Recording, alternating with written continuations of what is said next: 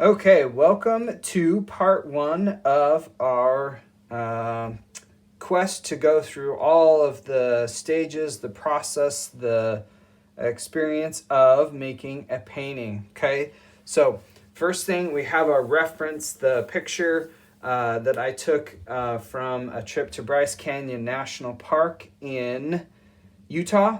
It's the kind of photograph and kind of thing that I really enjoy painting.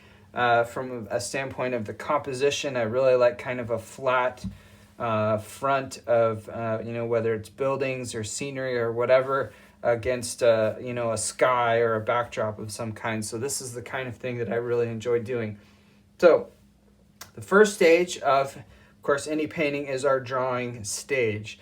Now, the drawing stage is entirely open to your needs as a painter and the needs of the painting. So, what do you need out of a drawing? I know some painters who their drawing phase is right away with a paintbrush. They block things in with a paintbrush. They don't have any kind of drawing.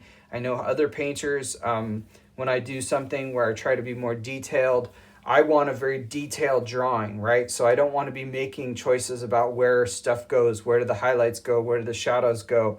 While I'm in the painting phase, I want to be able to focus on the painting. But it just depends. Some artists do it differently than others. So what are your needs and how do you approach those needs as a painter?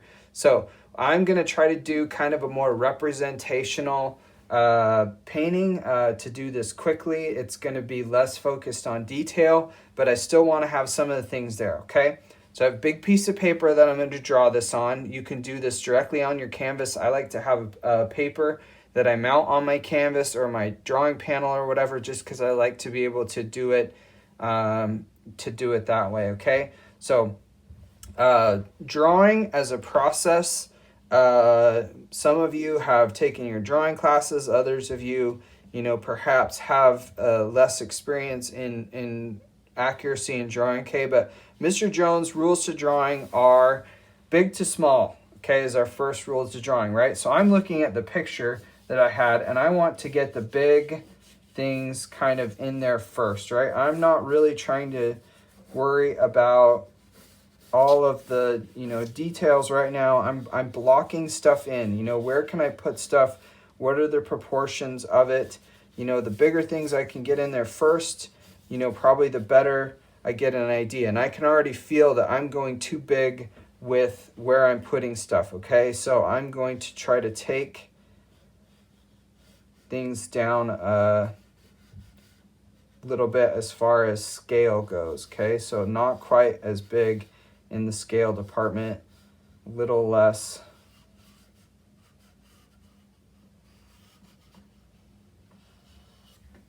As far as scale, okay? Another thing is you want to paint light or draw, you want to draw with your arm, especially on a bigger drawing like this. You want to have your arm do most of the movement, and that helps you with the big to small thing, right?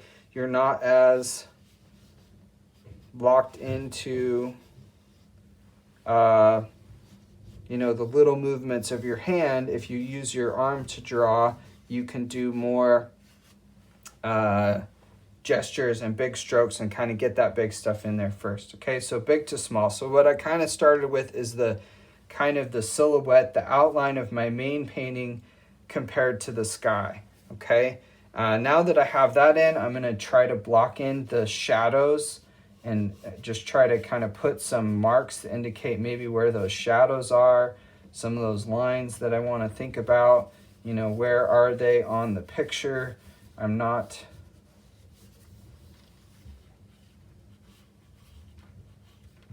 trying to be super accurate. I'm just looking for, again, get those big things in there so that I know where they're at, okay? So I'm going to just get this part done, and I'll speed it up so that you don't have to watch me go through this process. But again, just kind of putting in some shadows and looking for some of those things that I want to lay into this drawing.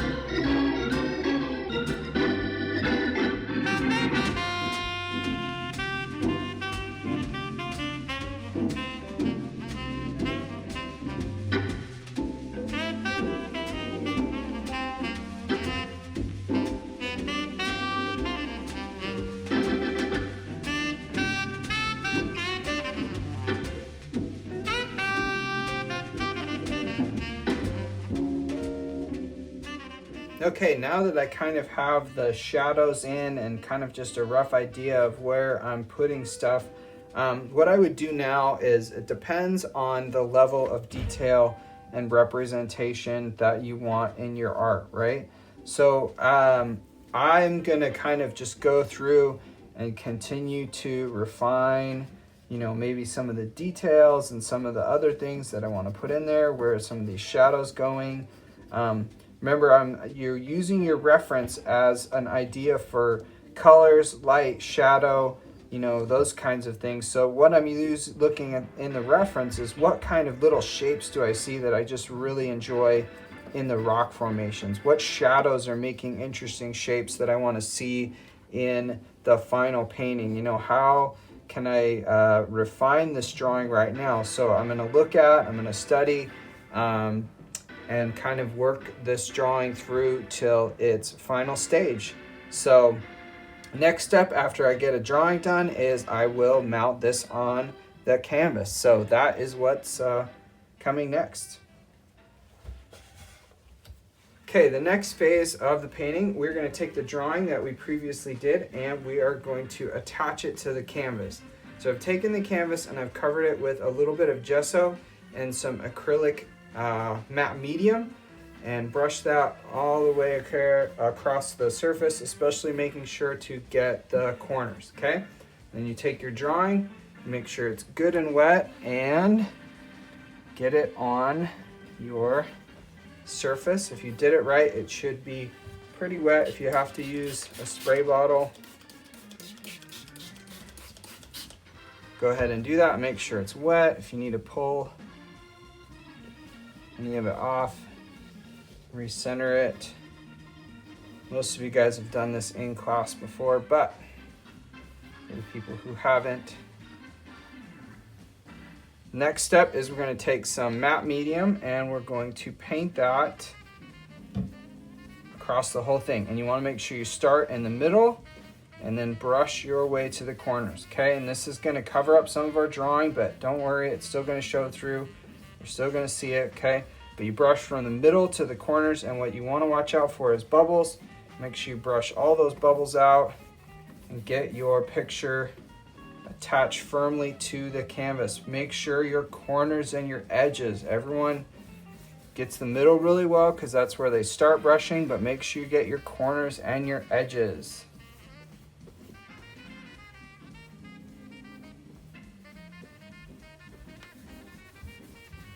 Get those bubbles out. If you have to lift it up, lift it up. If you have to get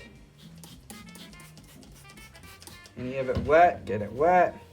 And you don't have forever to work on this. It depends on the quality of the paper. The cheaper the paper, the less time you're going to have to brush this out and make sure it adheres. Okay? And very limited time on how long you have to work the paper as far as picking it up. Okay, so make sure you work kind of fast. If you haven't done this before, you can fix your mistakes, but don't forget those corners and edges and brush those bubbles out from the center. Gonna rotate this just so I can get the top.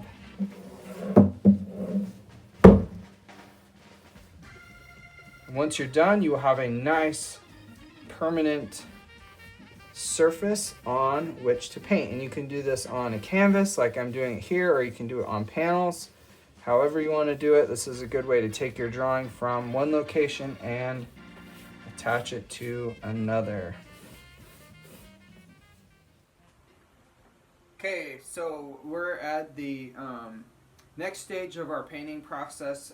We have the drawing was successfully mounted on the canvas. It turned out really good. One thing about that process, if you mount a drawing on canvas like I did, it will actually help to tighten up the canvas. A lot of pre-stretched canvases like the one I got here, they get really loose and they have a lot of bounce in the middle, which is something that I don't like as a painter. So mounting the drawing on, or actually re-priming the canvas, so just putting more matte medium and then actually using like a water bottle, a spray bottle, and spraying the back of the canvas with water while you're doing that will help tighten the canvas so you get that really nice drum-like tension back on the canvas, okay? So this stage is called the underpainting, or I call it blocking it in. So what I'm going to do is I'm going to take some just generic blue and a kind of a reddish color, reddish brown, orangish brown for the rocks, and I'm going to just paint a really thin transparent layer over the painting so that I have something to start with, okay? So I have a little bit of paint and I have some paint thinner to help kind of make this more like a watercolor, okay? And then I'm just going to go in and put a layer on. Now this is supposed to be transparent. It's not supposed to be exactly the same color as the painting or the paint eventually will be. It's more about getting down a base layer of value and color to start from, so you don't have a white painting, right? So I just kind of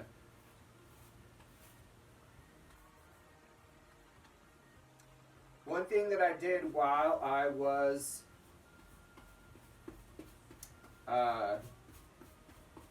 waiting for this to dry is I looked at the drawing and I did a few little corrections, specifically with the outline of the rocks as a whole. You never want to just kind of be happy with what you've done as far as the design and composition process in your painting. You always want to be looking at things, studying your painting, what is working, what isn't working. Is there something that maybe from a design point of view you could do to improve the composition or the look of the painting? So you're always making those tiny little adjustments and corrections to your work, and that will help you to be a more successful painter and artist. I'll talk more about that when we get into the painting itself. I'm not worried about exactly following the lines in this process of the rocks because I want it to be transparent. It's just about getting something down, putting a base layer of value and color on.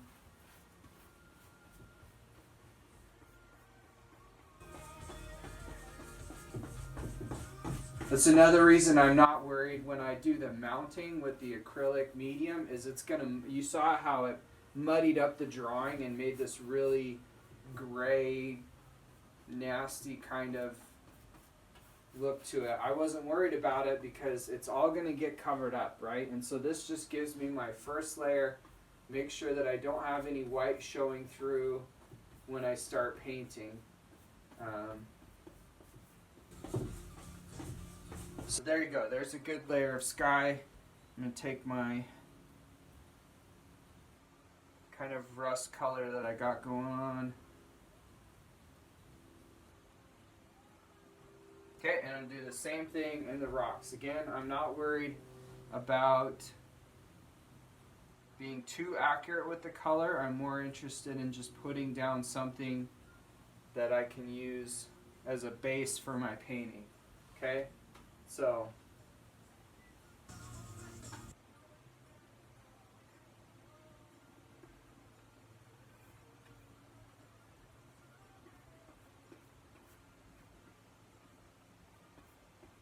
just putting that first layer .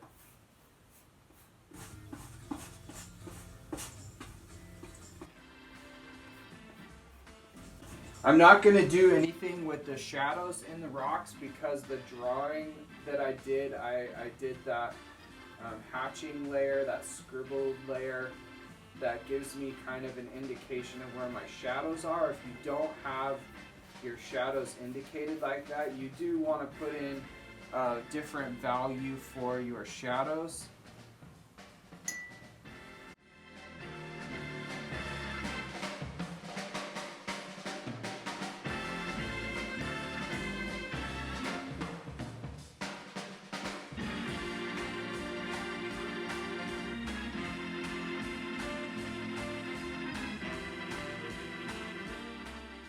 So really fast, this shouldn't take too long. The nice thing is also the paint thinner will help it dry. So you can do this, and if you want to, you can immediately get into the painting. I like to let it dry before I do the painting, start actually putting in the big colors. But you can take a break and pre-mix your colors before you start painting. You can, get some lunch or whatever, okay? But just this stage, nice, transparent, easy layer of color that we put down really just to knock the white out so that we have a place to start. So that's the underpainting. Come back and check it out, and we will start working on pre-mixing our colors and then painting proper.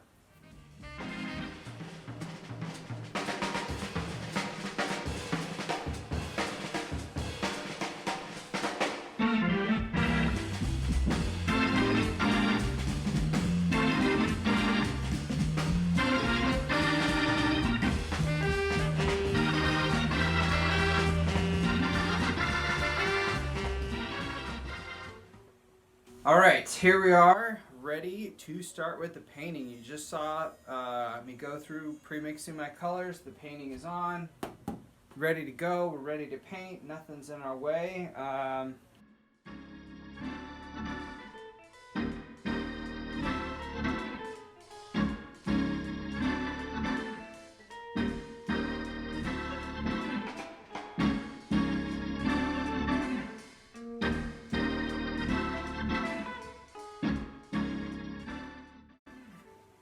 Okay, so we're moving along here in the painting, and so far it's going okay. I'm trying to just put down another layer of value and color. Not too worried about details yet, just trying to get something down. But I noticed I needed, my friend, the Mall stick.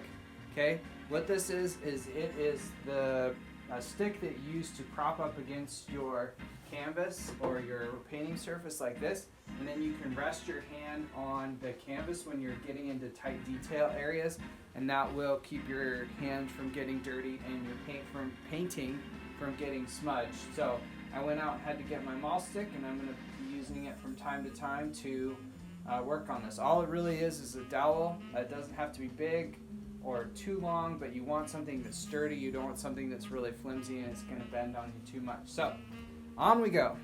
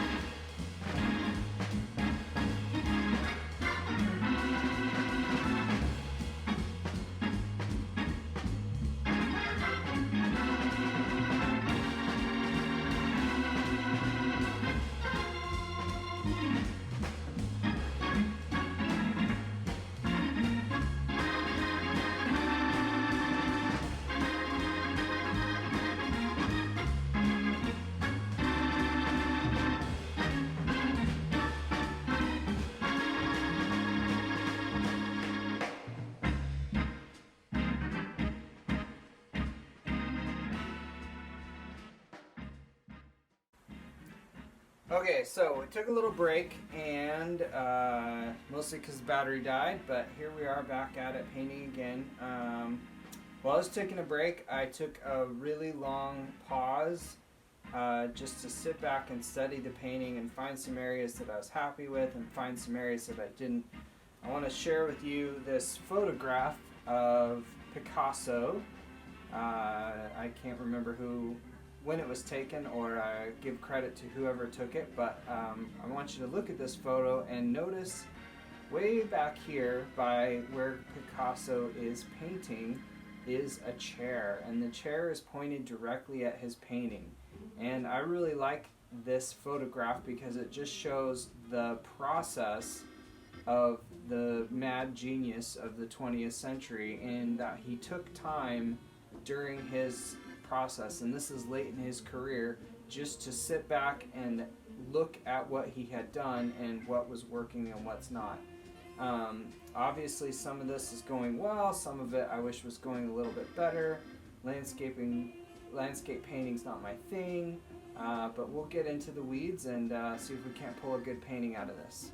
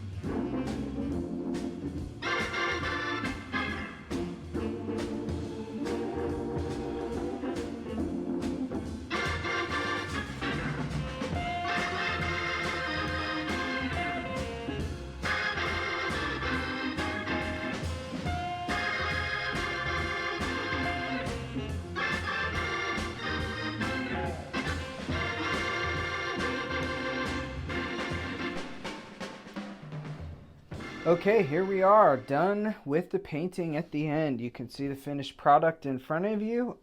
Pretty happy with it overall. I have to remind myself that it's been quite a while since I've really gotten into the paint, especially trying to paint it all in one day. My biggest criticism, I think there's a few shadows that are kind of floating. They don't really have anything creating them. That mostly I think I could have solved by doing a better drawing. But there's some parts of this I really, really enjoy, and I just need to be happy with those parts. So hopefully you learned something. That's the most important thing. And hope you enjoyed it on some level. And right now, just stop watching and go make some art.